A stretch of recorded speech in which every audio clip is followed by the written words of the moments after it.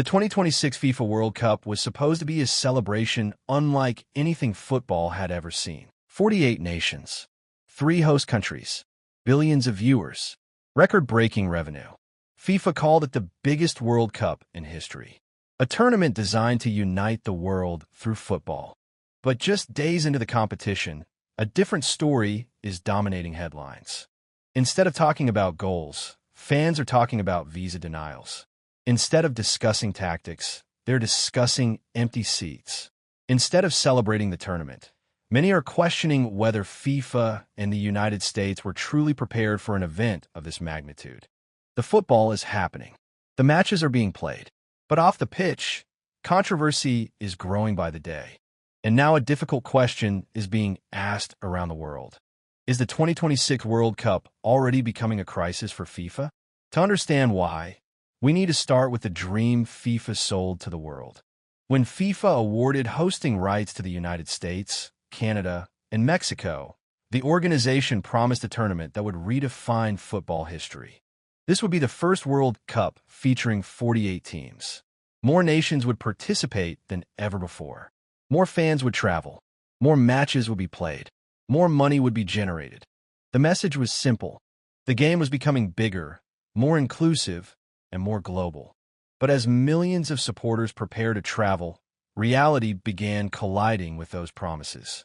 One of the biggest controversies surrounding the tournament has been the growing visa crisis. Across multiple countries, supporters reported difficulties securing entry approval. Journalists described delays and restrictions. Team officials faced complications. Some fans who had purchased tickets months earlier suddenly found themselves unable to travel. For many critics, this created a contradiction at the heart of the tournament. How can a World Cup claim to unite the world if parts of that world cannot attend? Human rights organizations and football observers quickly began raising concerns.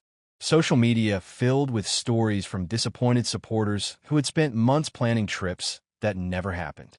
But one story stood out above all the others, a story that became a symbol of the tournament's wider problems. A Somali referee selected to participate in the World Cup reportedly faced entry complications and was unable to take part as originally planned. For many football fans, the details were shocking. This was not an ordinary traveler. This was a FIFA-selected official who had worked for years to reach football's biggest stage. His story spread quickly across international media.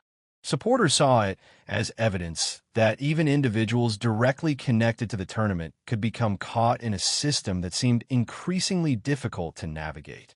The incident created headlines around the world and placed additional pressure on FIFA leadership to explain how such situations could occur during football's most important event. Then came another problem: the empty seats. Television viewers immediately noticed something unusual. Certain stadium sections appeared less crowded than expected despite official attendance numbers suggesting strong demand.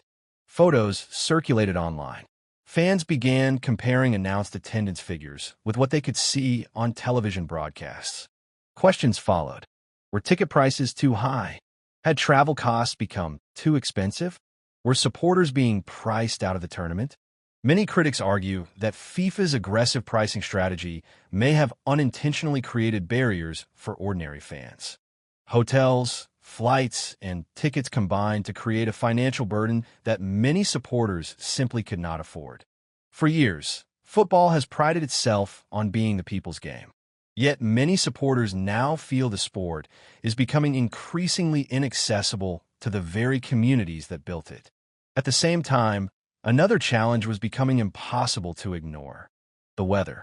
Several host cities experienced extremely high temperatures during the opening days of the competition. Players were forced to take hydration breaks. Medical experts renewed concerns about athlete safety in extreme summer conditions. The issue is particularly significant because concerns about heat had been raised long before the tournament began. Researchers, player unions, and sports scientists repeatedly warned that some host locations could experience dangerous conditions during daytime matches. Now those warnings appear more relevant than ever. Critics argue that commercial considerations may have influenced scheduling decisions, creating situations where players compete under intense heat in order to satisfy global television audiences. Whether those concerns are justified remains a matter of debate. But the discussion is no longer theoretical. The temperatures are real, and so are the questions being asked. As criticism grows, attention increasingly turns toward FIFA itself. The organization is projected to generate record-breaking revenue from the 2026 World Cup.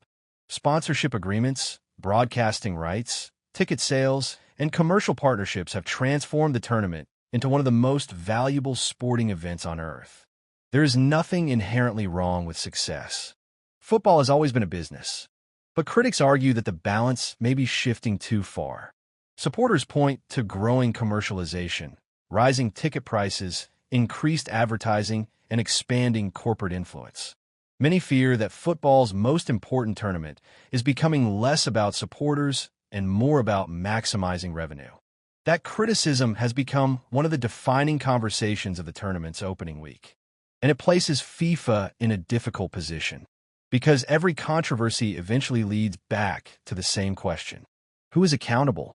FIFA officials have defended many of their decisions and emphasized the enormous complexity involved in organizing an event of this scale. That is undoubtedly true. Hosting a World Cup across 3 countries and dozens of cities is one of the largest logistical challenges in sports. Yet critics argue that complexity cannot become an excuse. When fans are frustrated, when players face extreme conditions, and when headlines focus more on controversy than football, public scrutiny becomes unavoidable. The United States is also facing difficult questions. Can the country truly deliver the seamless experience FIFA promised? Can transportation systems, security operations, immigration procedures, and stadium infrastructure meet the demands of millions of visitors? These questions may define the tournament just as much as the matches themselves. And that is what makes this moment so important. Because despite everything happening off the pitch, the football itself remains extraordinary. The goals, the drama, the upsets, the unforgettable moments, those are still happening. They always do at a World Cup. The challenge for FIFA is ensuring that those moments become the tournament's lasting legacy. Not the visa disputes, not the empty seats, not the heat concerns, not the criticism. The 2026 World Cup was designed to showcase the future of football. Instead, it has exposed some of the biggest challenges facing the sport today. The tournament still has weeks remaining. There is plenty of time for unforgettable football to capture the world attention. But whether those moments will be enough to overcome the growing controversies remains one of the biggest questions of this World Cup. And that question may ultimately determine how history remembers World Cup 2026. Will it be remembered as football's greatest global celebration, or as the tournament where FIFA lost control of the narrative? Let us know your thoughts in the comments below. What concerns you most about the World Cup so far? And do you think the football itself can overcome the controversies surrounding it? If you enjoyed this analysis, be sure to subscribe for more in-depth coverage throughout the tournament.